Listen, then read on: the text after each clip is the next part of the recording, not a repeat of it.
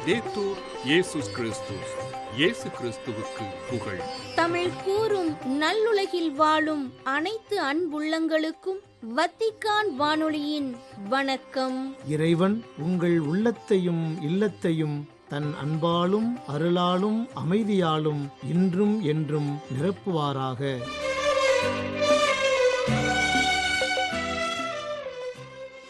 அன்பு நேயர்களே, வத்திக்கான் வானொலி இன்று உங்களுக்கு வழங்கும் நிகழ்ச்சிகள் ஞாயிறு மறையுரை சிந்தனை மற்றும் செய்திகள்.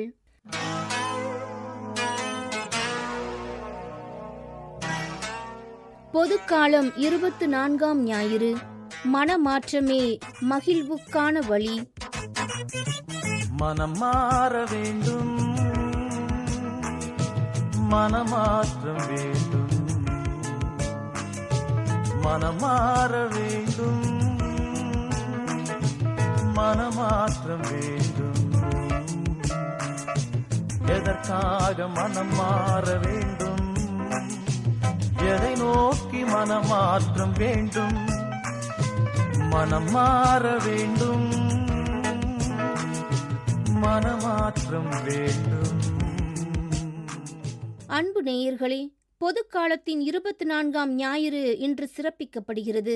இன்றைய வாசகங்கள் மனமாற்றமே மகிழ்விற்கான வழி என்ற உயரிய சிந்தனையை நமக்கு வழங்குகின்றன.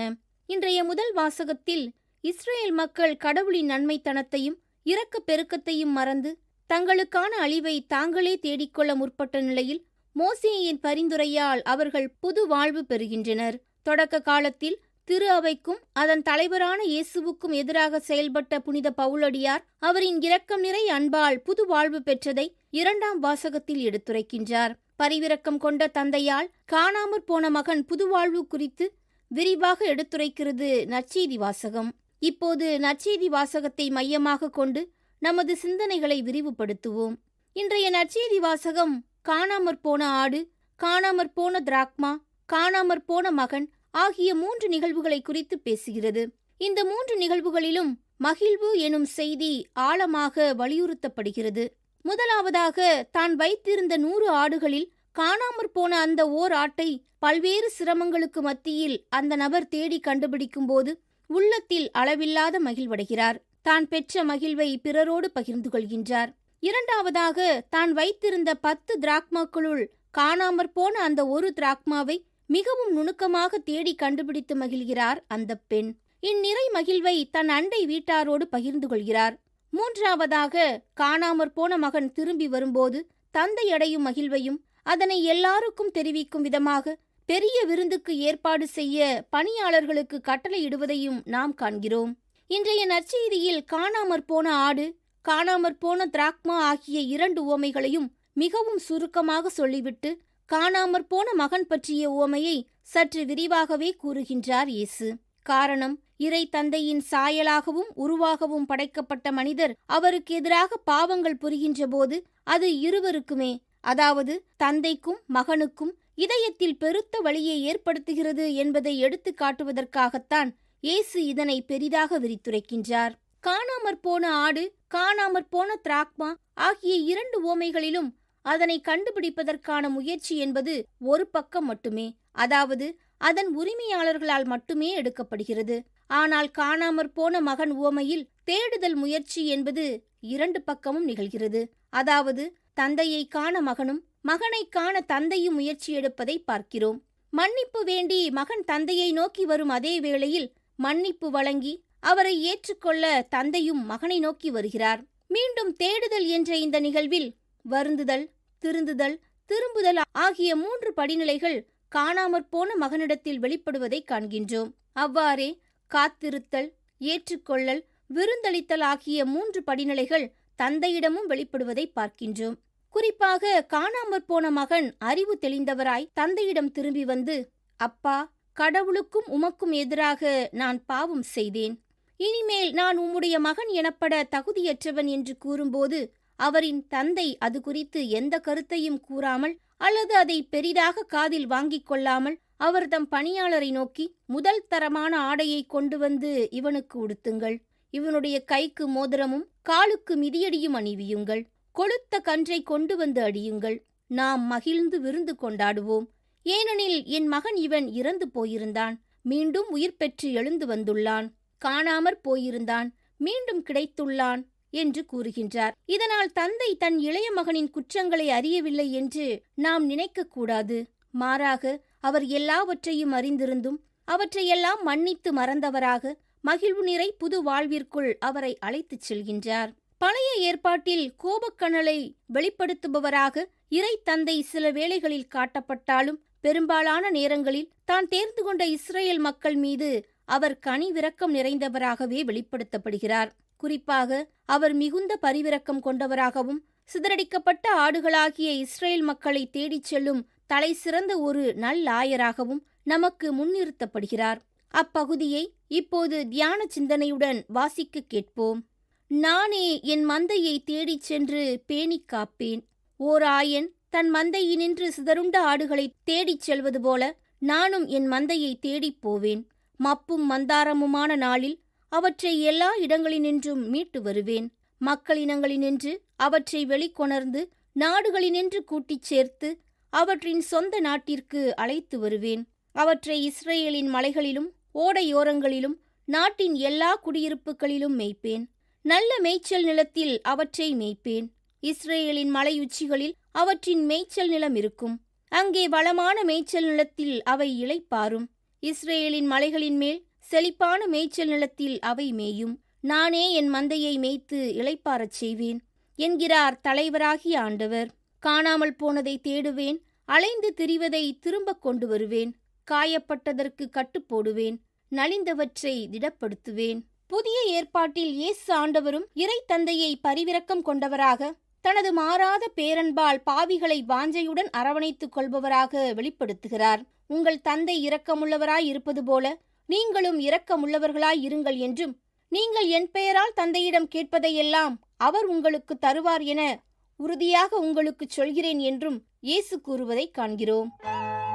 கல்மனம் கொண்டு பிறர் மனம் இடித்து வன்முறை செயல்கள் புரிகின்றோம். கல்மனம் கொண்டு பிறர் மனம் இடித்து வன்முறை செயல்கள் புரிகின்றோம். அந்த கற்களை கொண்டே சிறைகளை செய்து சுதந்திர கீதம் பாடுகின்றோம். விடுதலை காலம் விரைவினில் வந்திடும், விழித்தே எழுந்திட வேண்டாமோ.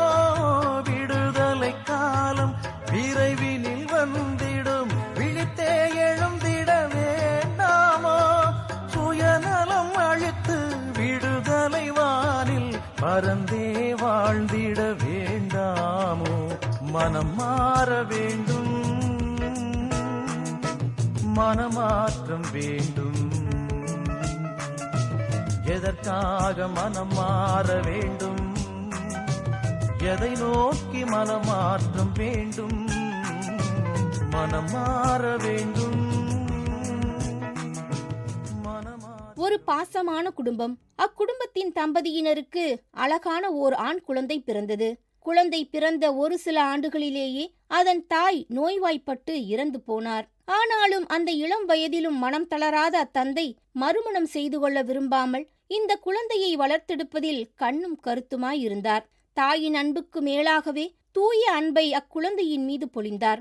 இன்னும் சொல்ல போனால், எனக்கு ஒரு தாய் இல்லையே என்று வருந்தாத அளவிற்கு அவன் மீது அன்பை வாரி வழங்கினார். அவனும் வளர்ந்து இளைஞனானான்.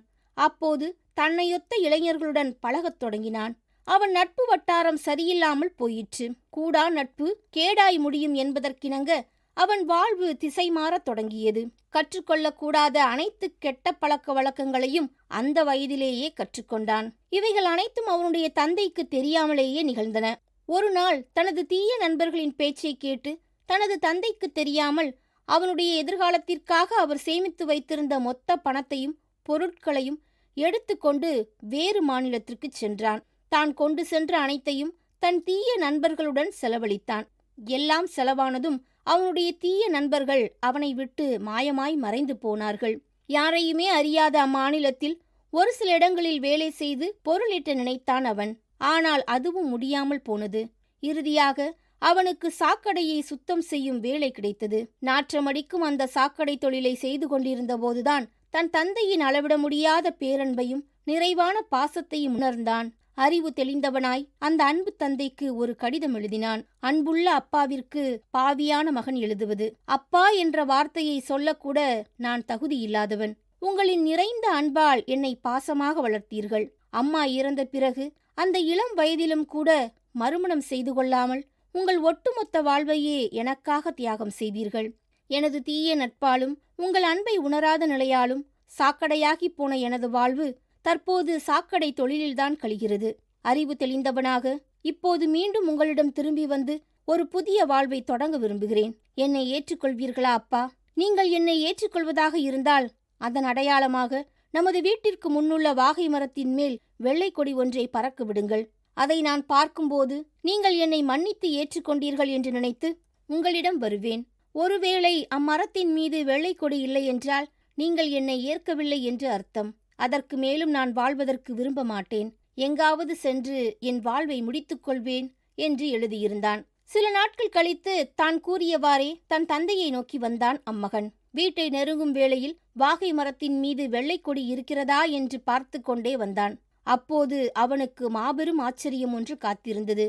ஆம், ஒரு கொடியல்ல, அந்த வாகை மரம் முழுவதுமாக எண்ணற்ற வெள்ளை கொடிகள் கட்டப்பட்டிருந்தன. தன்னை நோக்கி வந்த மகனை ஓடிச் சென்று கட்டி அணைத்து முத்தமழை பொழிந்தார் தந்தை. அப்போது தந்தையை நோக்கி, அப்பா, மரத்தின் மீது ஒரே ஒரு வெள்ளை கொடிதானே நான் கட்ட சொன்னேன். எதற்கப்பா இத்தனை கொடிகளை கட்டி வைத்தீர்கள் என்று கேட்டான். அதற்கு தந்தை, மகனே, நீ என்னை விட்டு பிரிந்து சென்ற நாளிலிருந்து உன் வருகைக்காக வழிமேல் விழிவைத்து காத்து கொண்டிருந்தேன். அப்போது எனக்கு நீ அனுப்பிய உன் கடிதம் கண்டு பெருமகிழ்வு கொண்டேன். நான் ஒரே ஒரு கொடியை கட்டி வைத்து அதை நீ பார்க்காமல் போய்விட்டால் நான் என்ன செய்வது? உன்னை நான் மீண்டும் இழக்க விரும்பவில்லை. அதனால்தான் இத்தனை கொடிகளை கட்டி வைத்தேன் என்றார் தந்தை.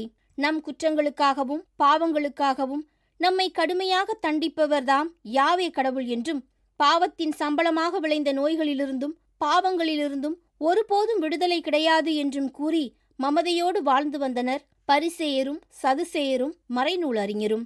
ஆனால் இவர்களால் வெறுத்தொதுக்கப்பட்ட பாவிகள் அனைவரையும் தனது இரக்கம் நிறை மாறாத பேரன்பால் அரவணைத்துக் கொள்பவர்தான் இறை தந்தை என்று எடுத்துக்காட்டவே இந்த 3 உவமைகளையும் எடுத்துரைக்கின்றார் இயேசு. ஆகவே காணாமற் போன மகனைப் போல மனமுடைந்து நொறுங்கிய உள்ளத்துடன் நம் இறை தந்தையை நோக்கி திரும்பி வருவோம். உண்மையான மனமாற்றமே மகிழ்வான வாழ்விற்கு வழி என்பதை உணர்வோம். இக்கருத்தை உள்ளத்தில் ஏற்று வாழ இந்நாளில் இறைவனிடம் மன்றாடுவோம். பள்ளம் பார்த்து பாய்ந்திடும் நீர் போல் உள்ளத்தின் உணர்வுகள் செல்கின்றது. பள்ளம் பார்த்து பாய்ந்திடும் நீர் போல் உள்ளத்தின் உணர்வுகள் செல்கின்றது. கால வெள்ளத்தின் திசையில் கடல் அலை போல இதயத்தின் தோணி அலைகின்றது. மக்களின் சக்தி காலத்தின் அறிகுறி, மனிதனின் போக்கு மாறாதோ. மக்களின் சக்தி காலத்தின் அறிகுறி, மனிதனின் போக்கு மாறாதோ. ஏழ்மையில் கலந்து இறைவனை காண இதயத்தின் தூக்கம் கலையாதோ. மனம் மாற வேண்டும், மனமாற்றம் வேண்டும். மனம் மாற வேண்டும், மனமாற்றம் வேண்டும். எதற்காக மனம் மாற வேண்டும்? எதை நோக்கி மனமாற்றம் வேண்டும்? மனம் மாற வேண்டும், மனமாற்றம் வேண்டும். மனமாற்றமே மகிழ்வான வாழ்விற்கு வழி என்ற தலைப்பில் இன்றைய ஞாயிறு மறையுரை சிந்தனையை உங்களுக்கு வழங்கியது வத்திக்கான் வானொலி.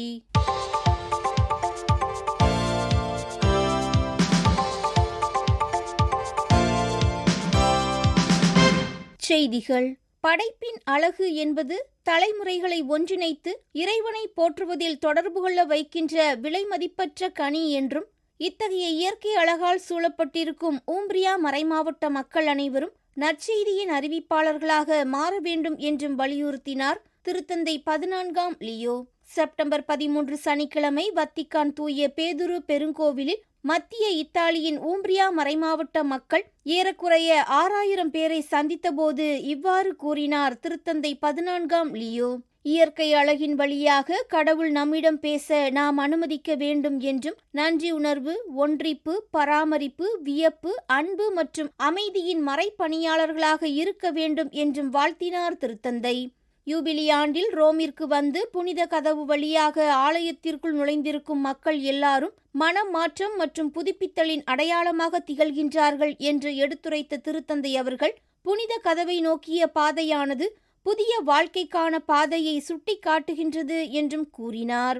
இத்தாலியின் பசுமையான செழிப்பான இதயம் போன்று விளங்கும் ஊம்பிரியா மறைமாவட்டத்தின் பகுதியானது பல புனிதர்களை உருவாக்கிய நிலப்பகுதி என்று எடுத்துரைத்த திருத்தந்தை அவர்கள், அனைத்து மக்களையும் ஒரே இடத்தில் ஒன்றிணைத்து பார்ப்பது கிறிஸ்துவின் திருவுடலின் உறுப்புகளின் அழகை காண்பது போல் உள்ளது என்றும் கூறினார். இறையியல் என்பது அறிவியல், தத்துவம், கலை மற்றும் அனைத்து மனித அனுபவங்களுடன் உரையாடி இருத்தலியல் எல்லைகளை திறக்கும் ஞானம் என்றும், இறையியலாளர் என்பவர் தனது சொந்த இறையியலில் நம்பிக்கையின் அறிவு மற்றும் சுவையை அனைவருக்கும் தெரிவிக்க வேண்டும் என்ற மறைப்பணி ஆர்வத்துடன் வாழும் ஒரு நபர் என்றும் எடுத்துரைத்தார் திருத்தந்தை 14ஆம் லியோ.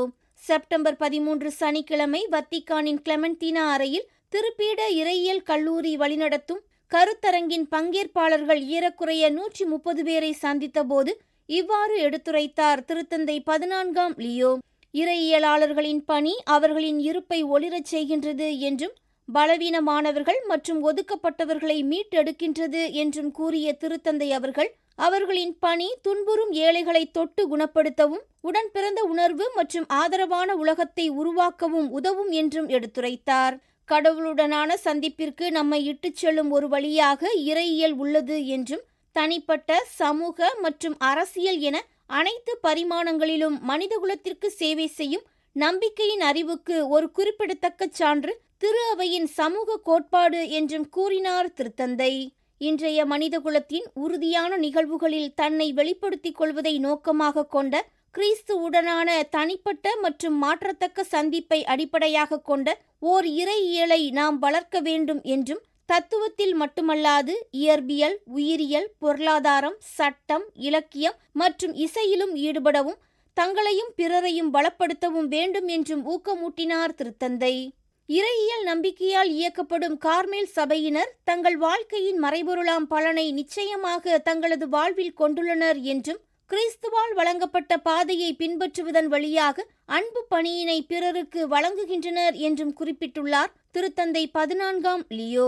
செப்டம்பர் 13 சனிக்கிழமை பாரிஸில் உள்ள நோத்ரதேம் அன்னை மரியா திருத்தலத்தில் கார்மேல் சபையைச் சார்ந்த 16 அருள் சகோதரிகள் புனிதர்களாக உயர்த்தப்பட இருப்பதற்கு நன்றி தெரிவித்து திருப்பலியானது நிறைவேற்றப்பட்டது.